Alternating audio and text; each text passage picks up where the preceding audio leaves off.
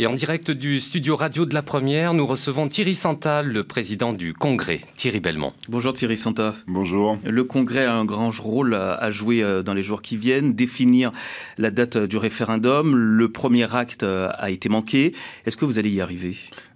C'est une bonne question. Je suis convaincu qu'on y arrivera. Je vous rappelle simplement que c'est comme ça que la loi est écrite. C'est bien le Congrès qui doit décider de la date du référendum. Et s'il ne le fait pas, l'État prend la main.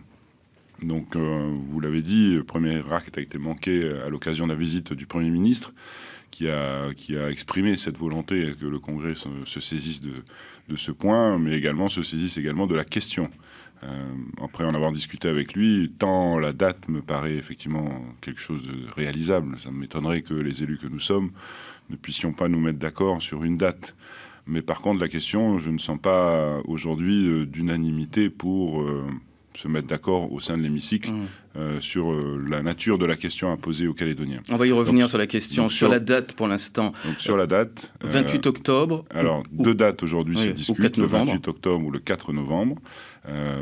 L'une ou l'autre me paraît pertinente. Il suffit juste qu'on arrive à se retrouver au sein de l'hémicycle pour acter l'une des deux. Qu'est-ce qui bloque ?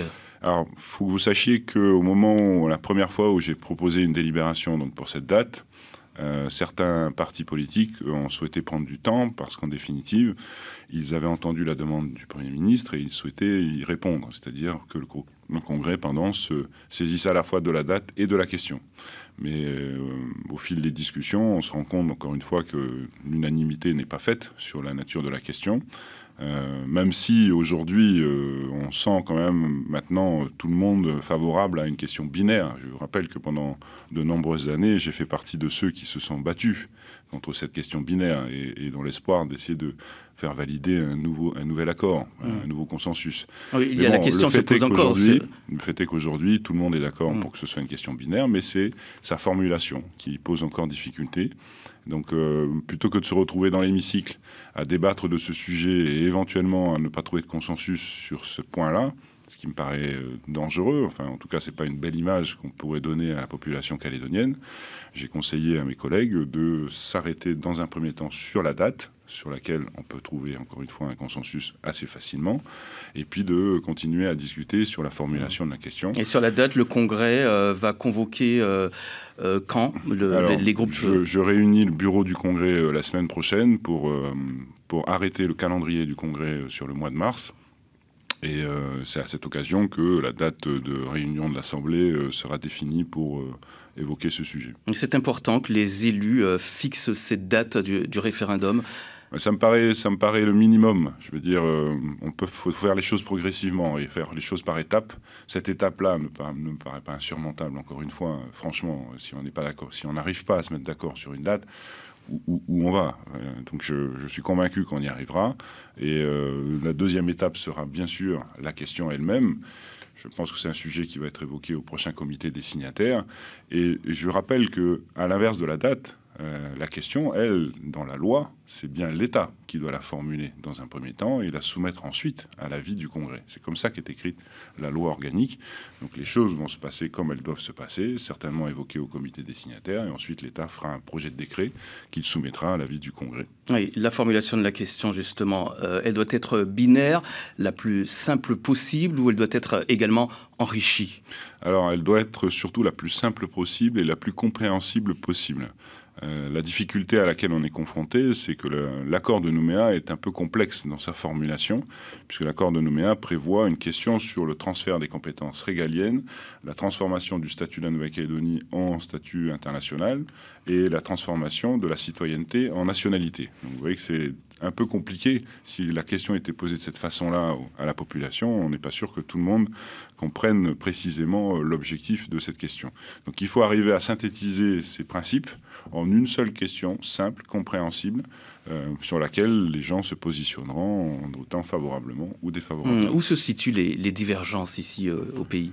Vous avez plusieurs façons de formuler cette question. Vous avez oui ou non pour l'indépendance, oui ou non pour l'accession à la pleine souveraineté, oui ou non pour le maintien de la Calédonie dans la France, oui pour le maintien de la Calédonie dans la France, oui pour l'accession à l'indépendance. Enfin voilà, vous avez plusieurs façons de formuler cette question. Il y a un problème sur les mots, il ne faut froisser personne, le mot indépendance, le mot souveraineté. Ah ben, c'est bien le sujet, c'est bien la question, c'est bien la difficulté, et il faut qu'on arrive à en discuter les uns et les autres. Et puis, je pense qu'il faut qu'on se projette surtout, et qu'on ait à l'esprit qu'une campagne aura lieu préalablement au vote des Calédoniens, et que c'est à l'occasion de cette campagne que forcément les positions seront les mieux affirmées, et en ayant ça à l'esprit, peut-être que ça permettra aux uns et aux autres d'avancer. Qu'est-ce que vous retenez, Thierry Santa, du débat au Congrès de la part des 2 députés de la mission parlementaire? J'ai été agréablement surpris d'abord par le nombre de personnes qui se sont déplacées donc, à l'occasion de ces essentiels, puisqu'on avait plus de 300 personnes présentes. Agréablement surpris par la diversité des questions qui ont été posées ou des expressions de la population, puisqu'on avait évoqué vraiment tous les sujets, que ce soit le référendum lui-même, donc la question, la date, mais également le corps électoral, la notion de citoyenneté, la notion d'identité, la situation économique et sociale du pays, la mine, enfin vraiment tous les sujets ont été évoqués, la sécurité bien entendu. Et en face, des réponses de la part de M. Valls et de M. Jacob également surprenantes dans comment dire, la part personnels qu'ils ont mis dans chacune de leurs réponses. Et des élus qui ont quand même été pointés du doigt de la part du public. Vous le retenez, ça aussi? Effectivement, mais ça, j'ai l'impression que c'est un peu récurrent en ce moment. Et c'est peut-être de notre responsabilité d'essayer de faire évoluer cette image. Et une des manières de les faire évoluer, c'est ce dont on a parlé précédemment, c'est-à-dire qu'on montre notre capacité à avancer les uns avec les autres et de trouver des consensus. D'une certaine manière, dans la période actuelle en particulier. D'une certaine manière, Manuel Valls également a pointé du doigt les élus calédoniens quand il dit que ils ont leur rôle à jouer pour éclairer davantage la population sur l'avenir institutionnel. Vous répondez quoi?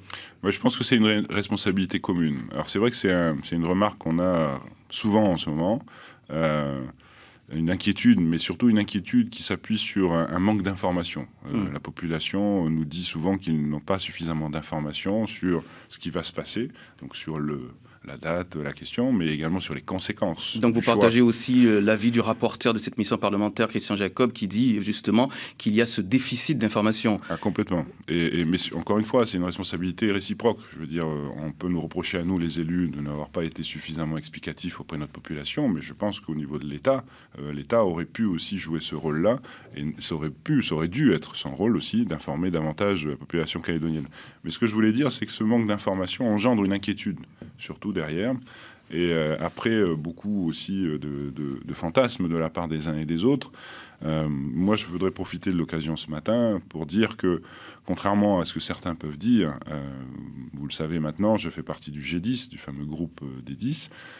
Je peux vous dire très sincèrement que rien n'est négocié au sein de ce groupe. On ne négocie pas une indépendance association. Il y a eu des inquiétudes au cours de ce débat sur le G10. Je sais bien, et c'est la raison pour laquelle j'en profite.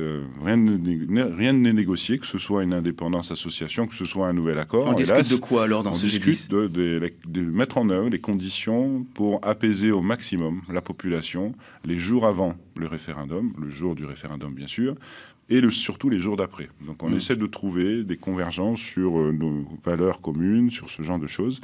Et voilà, c'est ce genre de discussion que nous avons et rien d'autre. Oui, des espaces de parole tels que l'on a vu lors de ce débat avec les parlementaires pourraient se renouveler dans les jours qui viennent. On a vu une population qui avait en tout cas envie de poser des questions, envie de débattre. Ah clairement, ça a été encore une fois c'est un vrai succès puisque de nombreuses personnes se sont déplacées et vraiment les gens ont été très, très satisfaits, à la fois la population par les réponses qu'ont apportées donc M. Jacob et M. Valls, mais la mission elle-même a été aussi très satisfaite puisqu'encore une fois ça a été une vraie expression populaire sur les avis des uns et des autres. Je suis effectivement prêt à organiser à nouveau ce genre de débat, bien entendu, en fonction des déplacements à venir.